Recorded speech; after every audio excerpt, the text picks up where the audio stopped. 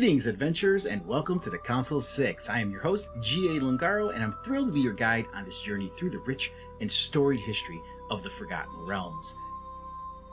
As a passionate fan of Dungeons & Dragons and an experienced dungeon master, I've spent countless hours exploring the many wonders of this incredible world.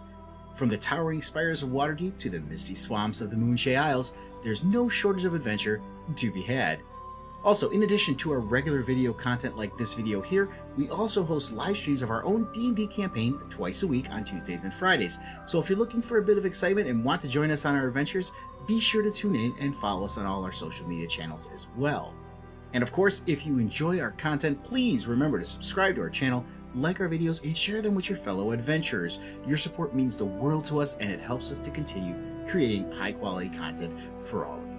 So without any further ado, let's dive into the rich and complex history of the Forgotten Realms. Welcome back to our series on the history of the Forgotten Realms. In this episode, we'll be exploring the Days of Thunder, a time of great upheaval and change. During this period, powerful beings known as the Creator Races emerged and shaped the world in ways that would have far-reaching consequences, as well as other varying races of beings well known today in the present age. The Days of Thunder was a period of great turmoil and transformation. Powerful storms and natural disasters ravaged the land, causing chaos and destruction on a massive scale.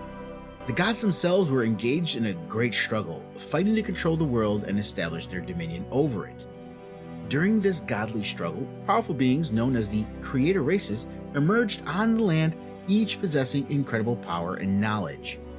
These races included the Eri, the Batrachi, and the Saruk, each with their own distinct abilities and cultures. The Eri were a race of winged beings that lived in great cities high in the sky. They possessed incredible knowledge of magic and were skilled architects and craftsmen. The Batrachi were a race of amphibians that dwelled in the great underwater cities. They were masters of alchemy and possessed incredible knowledge of science and technology. The Saruk were a race of powerful reptilian beings that created many of the other races that exist in the world today. They possessed incredible intelligence and knowledge of magic. Despite their incredible power and knowledge, the Creator Races were not immune to conflict and struggle. They fought amongst themselves for dominance and power, and many of them ultimately fell into decline and obscurity. These Creator Races, while no longer in existence, were the founders of Toril's earliest and largest empires, which require more in-depth explanation, which I will cover in the next videos in this series. The great Creator Races were not the only beings to come into existence during this age. Many races of creatures emerged, including dwarves, gnomes, and halflings. They were forced to adapt in the harsh environment and fight for survival in a world that was constantly changing. Despite the challenges of the Age of Thunder, many great heroes and leaders emerged, including the Dwarven King Moradin and the halfling chieftain Yandala.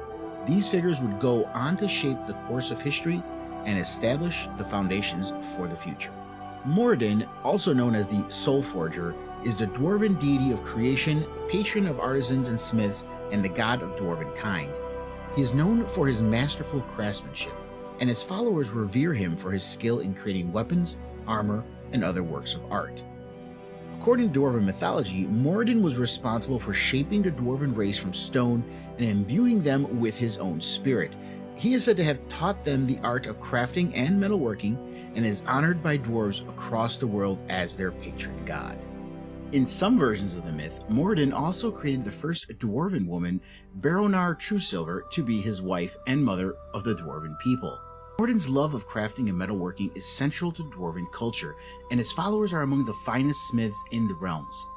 Dwarves believe that the crafting of a weapon or an item of art is a sacred act, and that each piece created by a master smith is imbued with a piece of Moradin's spirit. But he is more than just a god of craftsmanship. He is also a protector of his people and is known for his fierce loyalty to the dwarven race.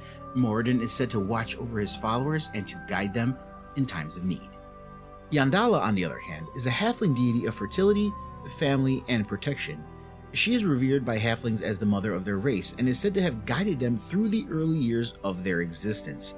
According to halfling legends, Yandala was the one who first taught the halflings how to farm and helped them to establish their own communities. She is known for her kind and nurturing nature and is seen as a protector of families and children. If she created or discovered the halflings is left up to much debate. Enter the legend of Little Man. Yandala received little respect from the gods of creation because she did not belong to any particular race. She made the error of asking the gathered deities, possibly in jest, who among them was the greatest, and was for a while exiled from the divine councils. Yandala explored the realms of the material plane after leaving the seven heavens. She eventually found across Little Man fishing along a riverside after a, quote, day and a year and a year and a day. Little Man was shrewd, courageous, sympathetic, cheeky, and not very large. He was ideal for Yandala's requirements. Some claim Yandala changed him from a lonely, dejected sylvan creature, a brownie in some accounts, into the first halfling. According to certain myths, Yandala simply adopted the halfling race, while Little Man was already a halfling. Yandala made the offer to defend him and his people from their adversaries and to provide them fertility and abundance. Little Man concurred, and the agreement was thereafter cemented between Yandala and her people. Little Man rose to prominence as a cultural hero who imparted valuable knowledge and the advantages of a current halfling culture to other halflings, whether they were already present or Yandala's creations. Despite their differences, both Morden and Yandala share a deep love and reverence for the creations of the natural world. They embody the qualities of skill, strength, and compassion, and continue to be revered by their followers across the realms. And that is it for our overview of the Age of Thunder and the creator races. During this period, we can see that the world was shaped by these great storms and natural disasters, and these powerful beings all emerged to establish their dominion over the land and also contribute to the future of the world and its lore. As I mentioned earlier, the creator races of the Aerie, the Batrachi, and the Saruk require far more in-depth research and in-depth discussion to just cover briefly in this video altogether. So I will be doing a video on each of those creator races following this one. Again, while you're here, please remember to hit that like button, subscribe button, and share this with your other adventuring friends so we can get more eyes on the channel so other people can learn about this stuff as well along with us. Join us for our next episode where we'll be exploring in depth into these creator races, starting with the Saruk. Thank you again, and until next time, so say we all.